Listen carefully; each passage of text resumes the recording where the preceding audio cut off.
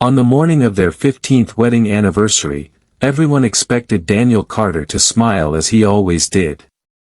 His wife, Sophia, forgot the date, again.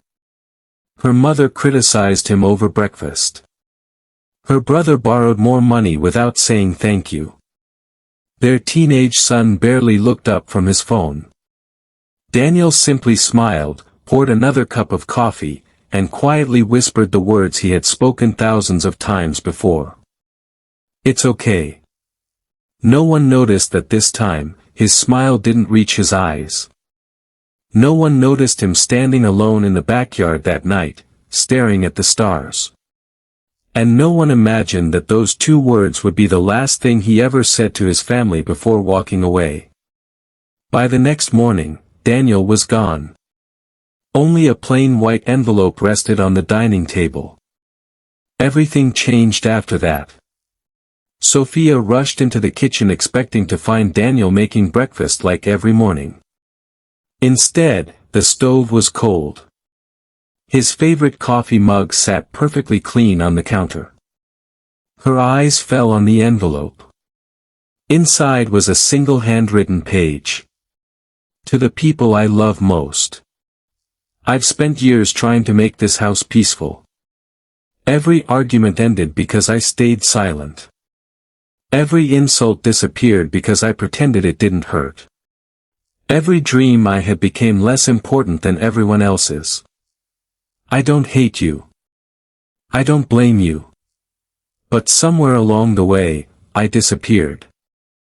If I stay, I'll lose the little part of myself that's still alive. Please don't look for me until you've asked yourselves one question. Did you ever truly see me? Daniel." Sophia laughed nervously. "He'll be back tonight," she whispered.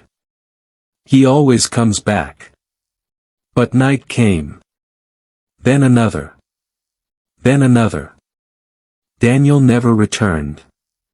The family slowly discovered how much of their lives rested on the shoulders of one quiet man. The bills were always paid because Daniel remembered every due date. The refrigerator was always full because he secretly shopped after work. The family vacations Sophia proudly planned had actually been organized by Daniel. The birthday surprises. The anniversary dinners. The repaired sink. The fixed roof. The comforting hugs after difficult days. None of them happened by magic. They happened because one man quietly carried everyone else. And nobody noticed. Weeks turned into months. Sophia searched through closets looking for clues. Instead, she found hundreds of small sacrifices. Receipts showing Daniel had sold his vintage guitar to pay for her father's surgery. A cancelled vacation because their son needed braces. A notebook listing every family member's favorite foods, movies, and birthdays. There wasn't a single page about himself. Not one. She collapsed onto the bedroom floor. When was the last time I asked him what he wanted? She couldn't remember. Meanwhile, hundreds of miles away, Daniel rented a tiny cabin beside a peaceful lake. For the first few days, the silence felt unbearable. He kept expecting someone to call. To apologize. To ask if he was okay. His phone never rang. The only sounds were birds singing and waves touching the shore. For the first time in years. No one needed anything from him. He didn't know whether to smile or cry. So he did both. Slowly, Daniel began rebuilding his life. He found work restoring old furniture. Each broken chair, cracked table, and damaged cabinet reminded him of himself. People threw them away because they looked worthless. Daniel patiently repaired them until they became beautiful again. The town admired his craftsmanship. Children visited his workshop after school. An elderly cafe owner offered him free coffee every afternoon. For the first time in years. People thanked him. Not because they expected something, but because they appreciated him. Back home, Sophia's perfect life fell apart. She realized she had mistaken Daniel's patience for endless strength. She had confused silence with happiness. Every memory became painful. She remembered laughing when friends joked that Daniel was too soft. She remembered interrupting him during conversations. She remembered saying, "You're overthinking." Now she understood. He wasn't overthinking. He was slowly breaking. One rainy afternoon, Daniel's old neighbor visited Sophia. Without saying a word, he handed her a dusty wooden box. Daniel had left it behind years earlier. Inside were hundreds of handwritten letters. Not love letters. Letters Daniel had written whenever he felt hurt. But never gave to anyone. One letter began. "Today Sophia forgot my birthday." She apologized 2 days later after seeing a reminder online. "I smiled because I didn't want her to feel guilty. But I cried in the garage where nobody could hear me." Another read. "Our son won his football championship today. Everyone celebrated him. I was proud. Nobody noticed I had worked overtime every weekend to buy his equipment. That's okay. Seeing him smile was enough."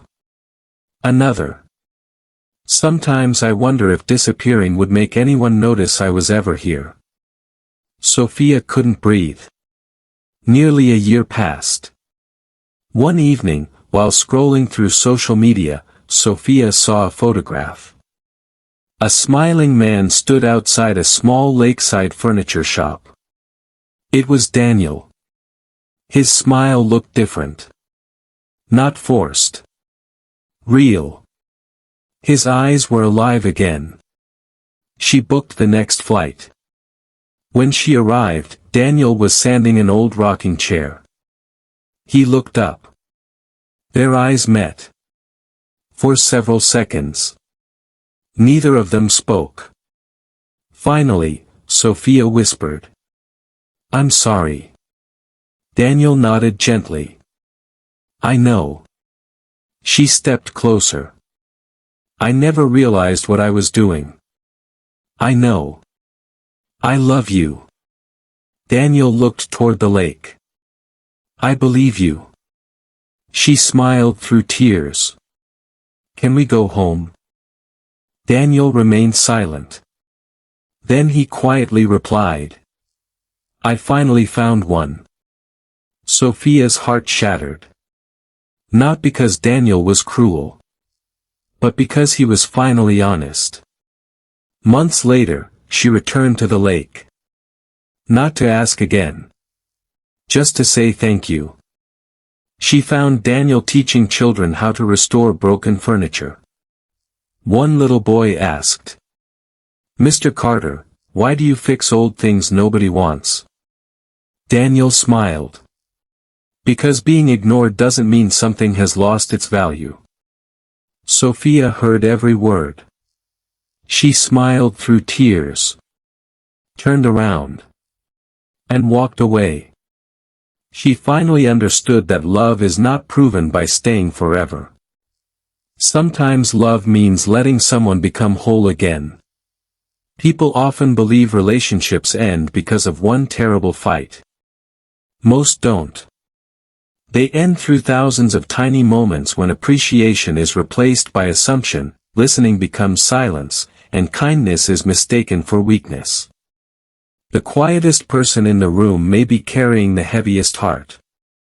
So before someone who always says, "It's okay," decides they can't say it anymore, ask them how they're really feeling.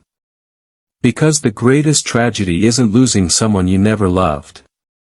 It's realizing how deeply they loved you only after they're gone.